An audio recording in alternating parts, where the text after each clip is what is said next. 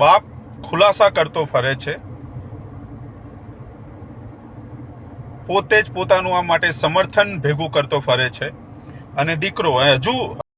નમસ્કાર દોસ્તો, Gujarati weather YouTube એટલે કે વીજીટી ગુજરાતી વેધર યુટ્યુબ ચેનલની અંદર તમારું ફરી એકવાર હું સ્વાગત કરું છું.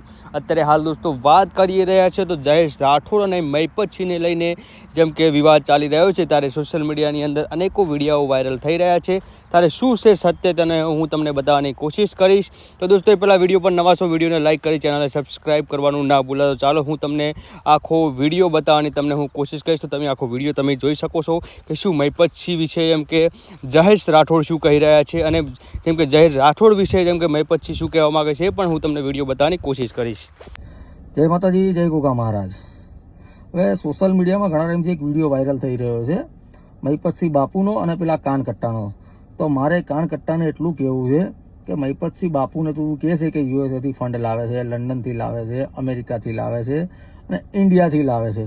એ ફંડ લાવવાનું કારણ એક જ છે કે તમારા જેવા ચૂતિયા જ્યાં લગીને આપણા દેશમાં છે, જે પોતાના મા બાપના થયા નથી એ બીજાના શું થવાના. તમે તમારા મા બાપને રાખો તો મહિપતસિંહ બાપુને છે ને આ સેવા કે આ ફાઉન્ડેશન ચાલુ કરવું પડે નહીં.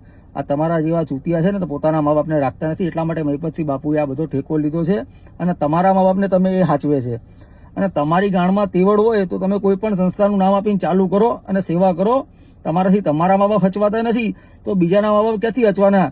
મહિપતસિંહ બાપુને તો આપણે તો છે ને દિલથી સલામ કરીએ છીએ કે મહિપતસિંહ બાપુ તમારા માવતરને સાચવે છે, અને તમે એમને બદનામ કરવા નીકળ્યા છો કે મહિપતસિંહ બાપુ અહીંથી ફંડ લાવે છે, એમના જોડે બાઇક હતું ને તારે ગાડી લઈને ફરે છે. તો તમારી ગાણમાં તેવડ હોય તો તમે બી સંસ્થા ચાલુ કરો ને, ફંડ ઉઘરાવો. કેમ ઉઘરાવે છે અમે બી જોઈએ ને. ખાલી કોઈને બદનામ કરવાનું રહેવા દો, બરાબર. કાનકટ્ટા તું જપી જજે, એમાં મજા છે. સુખ શાંતિથી કોકને જીવો અને જીવવા દો. જે સેવા કરે છે એને કરવા દો, ખોટો કોકને બદનામી કરવાનું રહેવા દે, એમાં મજા છે બકા. બાપ ખુલાસા કરતો ફરે છે,